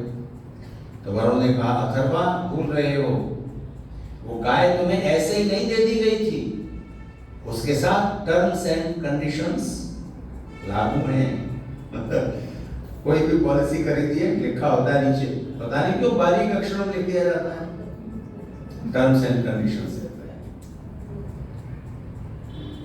ईश्वर की जो टर्म्स कंडीशंस से खुली हुई है, समझने की जरूरत है। तो वरुण ने कहा कि नहीं, ये गाय तुम्हें शर्तों के साथ दी गई थी, तुम प्रमाणित करो कि तुम उन नियमों का पालन कर रहे हो।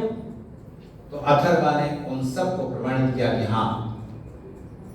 तो वरुण ने कहा ठीक है, अब ये गाय तुम्हें फिर से दी जाती है। तो कौन सी गाय है?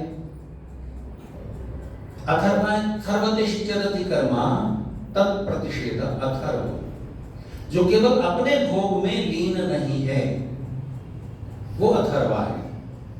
केवल अपने स्वार्थों को केंद्र में रखकर नहीं जी रहा, वो अथर्वा है। और कृष्ण नाम की गाय कौन सी मिली है? ये शरीर और ये प्रकृति। शरीर के द्वारा आप इस नेचर के, इस संसार के सारे सुखों का उपभोग करते हैं। कितनी स्वादिष्ट चीजें दुनिया में फैली हुई है। कुछ ईश्वर ने बनाई है, ईश्वर की बनाई चीजों को लेकर उनको मिला जुलाकर कुछ आप नई रेसिपी बनाते हो। कितने सारे टेस्ट, कितने स्वादिष्ट चीजें। रोज एक नई रेसिपी बनाओ और खाओ, जीवन छोटा पड़ जाएगा, वो स्वादिष्ट चीजें कम नहीं होंगी। जीव न रहे तो वो नहीं ले सकते। एक अमेरिकन साइंटिस्ट जिनको नोबेल प्राइज मिला, नाम याद नहीं आ रहा, उन्होंने एक साइंटिस्ट की हैसियत से मैं ईश्वर में क्यों विश्वास रखता हूं, इसके 7 कारण बताए उन्होंने। उनमें से एक ये, जब बच्चा गर्भ में है, मां के गर्भ में, तो अंदर शरीर बन रहा है। बोलिए मां बना रही है, आंख की जगह पर आंख, नाक की जगह पर नाक, जीभ में 10,000 के करीब टेस्ट बड्स, स्वाद पहचानने वाली कड़वा, तीखा, नमकीन, चरपरा। और उस स्वाद में भी, अब देखो, जलेबी भी मीठी, इमरती भी मीठी, रसगुल्ला भी मीठा, बर्फी भी मीठी, पेड़ा भी मीठा, लड्डू भी मीठा, मीठा मीठा मीठे के बीच स्वाद का जो बारीक फर्क है, लड्डू और पेड़े के स्वाद में फर्क नहीं है तो दोनों मीठे। स्वाद में जो फर्क है वो आपकी जीभ पहचानती है। ब्रेन के न्यूरॉन्स बन रहे हैं, शरीर पूरा बन रहा है। और एक चमत्कार की बात जो साइंटिस्ट कहता है, गर्भ चारों तरफ से बंद है, अंदर बच्चे का शरीर बन रहा है, अंदर नाक बन रही है तो बाहर स्मेल है, गंध है तरह तरह की, गुलाब की, जूही की, चमेली की, तरह तरह के परफ्यूम। अगर बाहर गंध नहीं है तो नाक का बनना बेकार है, और नाक नहीं है तो उन गंध का होना बेकार है। अंदर आंख बन रही है, बाहर सूरज की रोशनी है और तरह तरह की सुंदर चीजें हैं देखने के लिए। अगर आंख न बने तो उन सुंदर चीजों का होना बेकार है, और सुंदर चीजें नहीं है तो आंख का होना बेकार है। बाहर स्वादिष्ट चीजें हैं, अंदर जीभ बन रही है। जीभ नहीं तो स्वादिष्ट चीजों का बनना बेकार, स्वादिष्ट चीजें नहीं तो जीभ का बनना बेकार। कोई एक तीसरी शक्ति है, और माता पिता दुनिया भर के वैज्ञानिक मनुष्यों के ऊपर कोई शक्ति है जिसको बाहर दुनिया कैसी है ये भी मालूम है, और अंदर शरीर जो बन रहा है जैसा बन रहा है वो भी मालूम है। इन दोनों के बीच जिसने संबंध कायम किया है वो कोई शक्ति जरूर है, ज्ञानवान शक्ति है, और उसको हम नाम कुछ भी दें। इसलिए मैं ईश्वर में विश्वास रखता हूं। ये प्रश्नी नाम की गाय, ये सुंदर चित्र विचित्र तरह तरह के सुख से भरा हुआ संसार, इसके पदार्थ और इनका उपभोग करने की कैपेसिटी रखने वाला एक शरीर, ये प्रश्नी है, ये आपको मिला है। टर्म्स एंड कंडीशंस लागू हैं। स्वास्थ्य के नियमों का पालन कीजिए, जहां तक आपकी स्वतंत्रता है। जहां तक आपकी स्वतंत्रता कहां तक है? जहां तक बुद्धि और शक्ति की आखिरी सीमा है वहां तक, बस इसके बाद ज्ञान ईश्वर के कोर्ट में पहुंचेगी। अच्छा बताइए, एक चींटी को मार देना पाप है कि नहीं? आप है ना? तो कार में बैठकर जब जा रहे हैं तब आप चींटी मरे ना मरे, मर ना जाए, ये ख्याल रख के चलते हो? मोटरसाइकिल चलाते हो? फिर ईश्वर ये जानते हैं। पैदल चलते हुए तो ध्यान रख सकते हो ना, यहां पर आपकी बुद्धि और शक्ति की परीक्षा है। पैदल चलते हुए तो आप देख सकते हो ना एक चींटी न मर जाए, और कार चलाते हुए चलो चींटी नहीं देख सकते, एक बकरा, एक बच्चा, एक बूढ़ा, एक साइकिल सवार, उसको तो देख रहे हो ना, वो ईश्वर देख रहे हैं बराबर। आपने अपनी बुद्धि और शक्ति की जो आखिरी सीमा थी वहीं तक आपकी स्वतंत्रता थी, उतना आपने ठीक किया या नहीं किया, और उसके बाद परतंत्रता शुरू हो जाएगी फल भोगने की।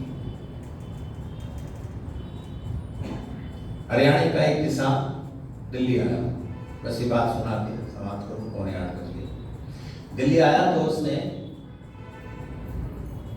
जल्दी में था, उसने देखा रेड लाइट हो गई, अभी हुई है, ये पुलिस वाला नहीं है, उसने ट्रैक्टर आगे बढ़ा दिया, रेड लाइट क्रॉस कर दी। पुलिस वाला छिप के खड़ा हुआ था, बाहर निकल आया, उसने ट्रैक्टर को रोक लिया, चालान रोक दिया, रेड लाइट क्रॉस कर दी।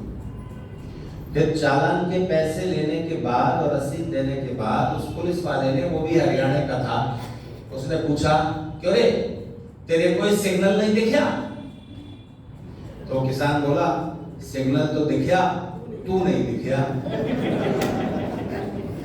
सिग्नल तो दिखा, तू नहीं दिखा। ईश्वर नहीं दिख रहा है पर वो देख रहा है। इस चीज का स्मरण करते हुए चलें। तो शरीर ये ईश्वर ने दिया है, स्वस्थ रखने का प्रयास करें, इसके बाद छोड़ दें।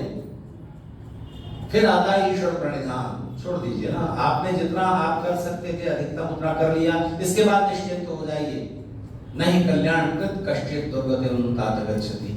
अपने और दूसरों के कल्याण का विचार करके अगर आपने कोई काम किया है फिर उसका परिणाम गलत नहीं होगा, ऐसा व्यक्ति दुर्गति को प्राप्त नहीं होगा। तो स्वतंत्रता मिलने के कुछ दिनों बाद संविधान लागू हुआ कि आपको इन नियमों का पालन करना है। ये नियम तोड़ोगे तो ये सजा, ये नियम तोड़ोगे तो ये सजा, यही तो है ना संविधान। तो आपके कुछ अधिकार हैं प्रियम्बल में लिखे हुए, साथ ही कर्तव्य हैं। जिस देश की जनता अधिकारों को याद करती रहती है, कर्तव्य का बंधन भूल जाती है, उसे स्वतंत्र रहने का अधिकार नहीं होता। तो कर्तव्य के बंधन और जो भी सामाजिक मर्यादाओं के बंधन हैं, कुछ लोगों को बुरे लगते हैं, तोड़ना चाहते हैं। अच्छा बताइए, जो फेमिनिज्म का आंदोलन चल रहा है नारी स्वतंत्रता का, वो आपको ठीक लगता है? तो एक मार्क ट्वेन नाम के अमेरिका के हास्यव्यंग्य लेखक थे, वो कहते थे स्त्रियों ने नारी स्वतंत्रता का आंदोलन चालू किया, बड़े जोर शोर से चलाया, हमें ये सामाजिक बंधन नहीं मानने और हमें स्वतंत्रता चाहिए। फिर जैसे ही उन्हें पता चला कि जितना वो स्वतंत्र हो रही है उतना पुरुष भी स्वतंत्र हुए जा रहे हैं, तो उन्होंने उस आंदोलन को बंद कर दिया।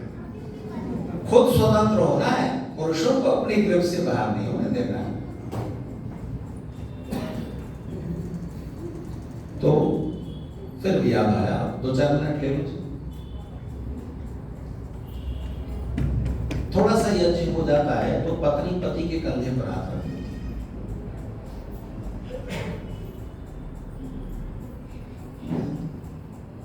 और कंधे पर रखा हुआ हाथ पति को वश में रखने का एक सिंबल है। तो पूछा जाता है कि भाई पति को वश में रखना है ना, अपनी ग्रिप में रखना है, तो पता तो चले कि किसी की ग्रिप में हो तो बस वो टच कर देती, तो थोड़ा समझदार लड़की फिर दबाव बढ़ाती, हाँ ग्रिप में है। तो अब जो वेद मंत्र है वही कहता है कि नहीं, एक पशु को भी अपने वश में रखना हो, मनुष्य तो बड़ी चीज है। किसी को भी आप शरीर की ताकत से, मसल पावर से अपने वश में नहीं रख सकते। एक पशु भी उसकी स्वतंत्रता छीनी जाए तो उसका विरोध करता है, फिर यूज्ड टू हो जाता है, मनुष्य की आगे उसकी चलती नहीं, स्वतंत्रता उसका भी हक है, तो कम से कम रस्सी तो लंबी कर दो, थोड़े दायरे में तो घूम सके। तो मसल पावर काम नहीं आती किसी को वश में रखने के लिए, पैसे की ताकत काम नहीं आती, अकल की ताकत काम नहीं आती, सुंदरता की शक्ति काम नहीं आती। एक ही शक्ति है जिससे आप किसी को वश में रख सकते हो, कौन सी? प्रेम। तो आपको वश में रखना है, आपको वश में होना नहीं है, प्रेम चाहिए नहीं, तो ये तो दोनों तरफ से है ना बंधन। तो जो भी बंधन है, आप सड़क पर जो सामने से आ रहा है उसको भी रूल्स फॉलो करने, मुझे भी करने हैं। तो स्वतंत्रता और स्वच्छंदता का अंतर समझिए। संविधान लागू हुआ आज के दिन, हर साल भाषण हो जाते हैं प्रधानमंत्री के, पूर्व संध्या पर राष्ट्रपति के। हम लोग सुनते हैं, हमारे लिए 26 जनवरी और 15 अगस्त का महत्व क्या है? छुट्टी का एक दिन। अगर संडे को पड़ गया 26 जनवरी का दिन, 15 अगस्त, तो भारी तकलीफ होती है। तो मुझे कहा गया कि जल्दी निकल लेना फ्लाइट पकड़ने के लिए। तो किसी ने कहा नहीं, लंबा वीकेंड है तो बहुत भीड़ नहीं होगी, चले गए फ्राइडे को, वो थर्सडे को चले गए लोग, आज 26 जनवरी, कल शाम को चले गए, सुबह भी फ्लाइट में भीड़ नहीं होगी। पर थी अच्छी खासी, लोग हमारी तरह होते हैं और थोड़ा देर में चलेंगे। तो सामाजिक मर्यादाएं, धर्म की मर्यादाएं, संविधान की मर्यादाएं, ईश्वर की मर्यादाएं, जो भी आपको बंधन लगती हैं उन्हें स्वतंत्रता बना लीजिए। स्वच्छंदता से जैसे ही मन हटता है स्वतंत्रता बन जाती है। तो ईश्वर का संविधान वेद है, जिसमें हम अपने जीवन को कैसे अधिक सुखी बना सकते हैं, कैसे दुखों से बच सकते हैं, इसका तो सबसे बड़ा मूलभूत नियम है कर्मफल का सिद्धांत। दुनिया की और किसी फिलोसॉफी में नहीं है। और भारत में पैदा हुए जितने भी धार्मिक विचार हैं, चाहे वो ईश्वर को न मानते हो, जैसे जैन और बौद्ध कर्मफल के सिद्धांत को मानते हैं, ये खूबसूरती है। तो केंद्र में ये विचार है, सारी फिलोसॉफी के केंद्र में, कि हमारे सुख दुख का कारण क्या है। और भारतीय मनीषा ने, भारतीय प्रज्ञा ने जो इसके उत्तर खोजे वो सचमुच डिवाइन है। उन चीजों को समझ लें। कर्मफल तब बंधन बनता है जब हमने कुछ ऐसा कर दिया हो, वो कटेगा भी नए कर्म से। उस बंधन को काटना है तो भी नए कर्म से ही काट सकते हो। तो ऋषियों की एक पूरी जीवन शैली है, उसको जान समझ करके हम अपने जीवन को, सुखों को भी बढ़ाएं, आनंद को भी प्राप्त करें। सबसे बड़ा सुख कौन सा? स्वतंत्रता। 5 सुखों में से एक। तो 5 सुखों में से 2 बड़े सुख मैंने बता दिए आपको। कौन कौन से? स्वतंत्रता और दूसरे अहंकार की तृप्ति। स्वतंत्रता जैसे ही गलत तरीके से उपभोग में लाई जाएगी, वैसे ही वो बंधन बन जाएगी। और परतंत्रता को भी आप ठीक से समझ लेंगे तो वो भी, उसमें भी स्वतंत्रता का बहुत कुछ अंश होगा। जैसे ही अभिमान को आप दुर्भिमान बना लेंगे, वैसे ही दुख शुरू हो जाएंगे। जैसे ही वो अभिमान उचित स्वाभिमान के रूप में रहेगा, वैसे ही आपका भी सुख बढ़ेगा और उस स्वाभिमान से दूसरों का भी सुख बढ़ेगा।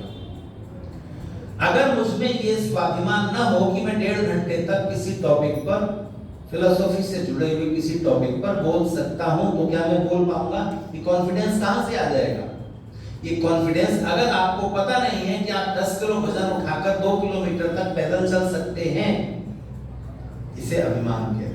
और दुराभिमान ये होता है कि मैं तो सबसे शक्तिशाली हूं, मेरे से बड़ा कोई विद्वान नहीं, ये समझना दुराभिमान है। तो ईगो को परवर्ट न होने दें, उसको ठीक से सेटिस्फाइड करें।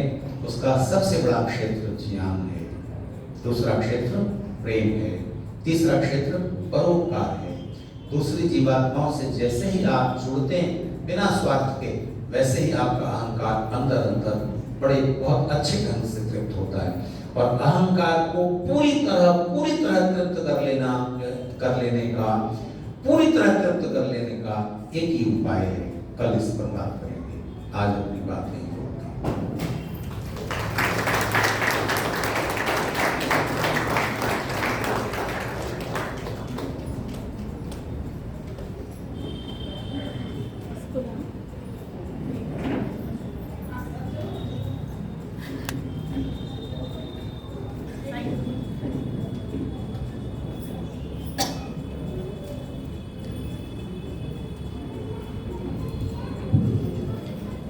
आदरणीय आचार्य जी का बहुत बहुत धन्यवाद।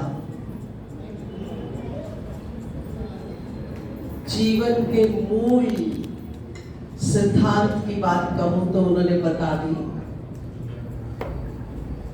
बंधन को निभाए तो रस निकलेगा। और बहुत सुंदर उदाहरण दिया सितार की तारों का। जो लोग संगीत से परिचित हैं, जिन्होंने सितार बजानी सीखी है, सितार है, गिटार है, वायलिन है, उनकी तारों को कसना पड़ता है। ढीली हो तो बेसुरा निकलता है स्वर, ज्यादा कस दे तो तार टूट जाती है। इसी तरह अगर हम बंधन को बहुत अधिक बंधन मानेंगे तो हम टूट जाएंगे, और अगर उसको स्वीकार करेंगे तो उससे रस निकलेगा। और इसका एक जो कला है, जो आर्ट है, और जो केवल मनुष्य को ही ईश्वर ने प्रदान की है, वो है बुद्धि। बुद्धि और शक्ति का सही प्रयोग। जब एक तंत्र में बंधेंगे तो उसका सही प्रयोग जब करेंगे तो वो सुख उपजेगा, और इस सुख को ढूंढना, उस सुख से आनंद लेना, ये एक ईश्वर की दी हुई बहुत बड़ी उपलब्धि है। और उसी उपलब्धि का उन्होंने बहुत सुंदर उदाहरण दिया आचमन के द्वारा। हम कैसे ईश्वर का उठते हुए उपहारों के लिए धन्यवाद कर सकते हैं। ठीक है, ईश्वर इन आंखों से देखने का विषय नहीं है, पर जैसा कि उन्होंने एक और उदाहरण से बताया कि कृष्ण, अगर शरीर का हम सही उपयोग नहीं करते तो शरीर भी साथ नहीं देता। कुछ मर्यादाएं हैं, कुछ सीमाएं हैं, जिनके अंदर रहकर हमें अपने उस शरीर का पूरा देखभाल करनी होती है, और फिर जो सुख निकलेगा उसका रस लेंगे। और बहुत सुंदर उन्होंने विवाह के उदाहरणों से बताया, कोई भी चीज जब हम स्वीकार कर लेते हैं अपनी इच्छा से, प्रसन्नता से, तो पहला स्वीकार करना ही हमने दूसरे को अपना बना लिया।